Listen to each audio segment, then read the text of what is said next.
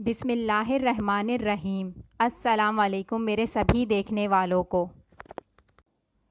اہل کوفہ کو جب امیر معاویہ رضی اللہ تعالیٰ عنہ کے انتقال اور یزید کی خلافت کی خبر ملی تو انہوں نے یزید کی بیعت کرنے سے انکار کر دیا اور سرکار دو عالم حضرت محمد صلی اللہ علیہ وآلہ وسلم کے نور نظر نواسے حضرت امام حسین کو خطوط لکھے اور ہر خط میں التجا کی گئی کہ آپ کوفہ تشریف لائیں اور ہمیں اس ظالم یزید کے چنگل سے آزاد کروا کر اپنی غلامی میں لے لیں۔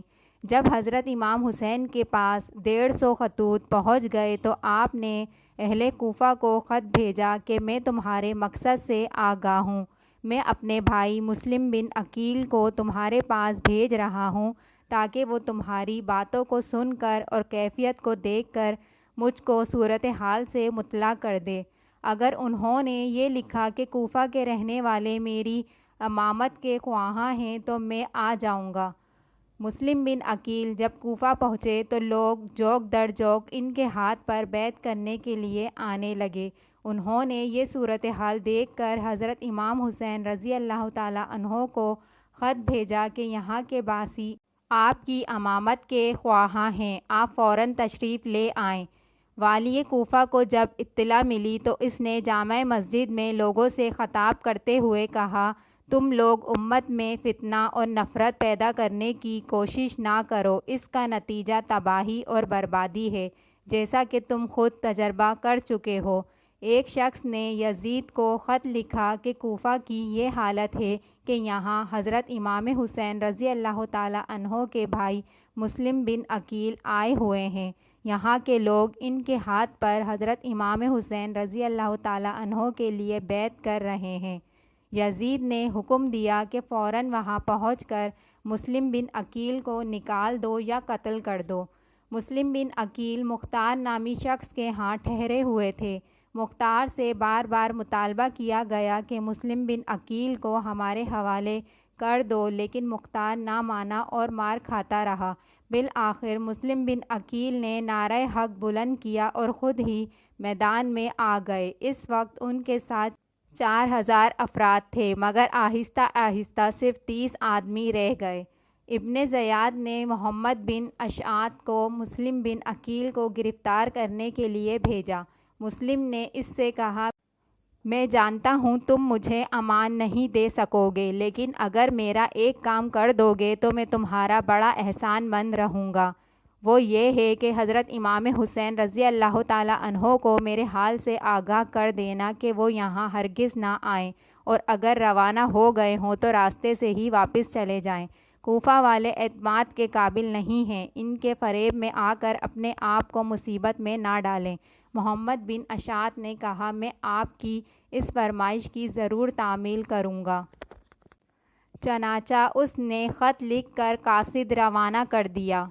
ابن زیاد نے قصر کی بلندی سے حضرت مسلم بن عقیل کا سر کٹوا کر گرایا اور پھر جسد مبارک بھی لٹکا دیا۔ حضرت امام حسین رضی اللہ تعالیٰ عنہ نے مسلم کا خط پڑھا، لیکن مسلم بھی تو مصیبت میں گرفتار ہو چکے تھے، تو امام حسین رضی اللہ تعالیٰ عنہ نے کوفہ جانے کا فیصلہ کر لیا۔ سینکڑوں طوفان اس ساحل سے ٹکراتے رہے، لیکن حضرت امام حسین ثابت قدم رہے۔ آپ محرم کو کربلا کے میدان میں پہنچے۔ یہ جمعرات کا دن تھا۔ ابن زیاد نے سعد بن ابی وقاص رضی اللہ تعالیٰ عنہ کے بیٹے کو 4000 فوج کے ساتھ حضرت امام حسین رضی اللہ تعالیٰ عنہ کے مقابلے کے لیے روانہ کیا۔ یہ محرم کی 3 تاریخ تھی۔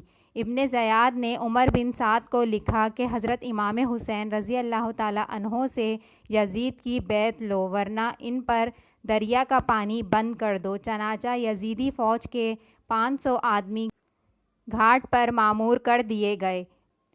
ایک بوند تک ان کو پانی کی پینے کو نہ دی۔ ان کے دشمن بن گئے سب اہل شر۔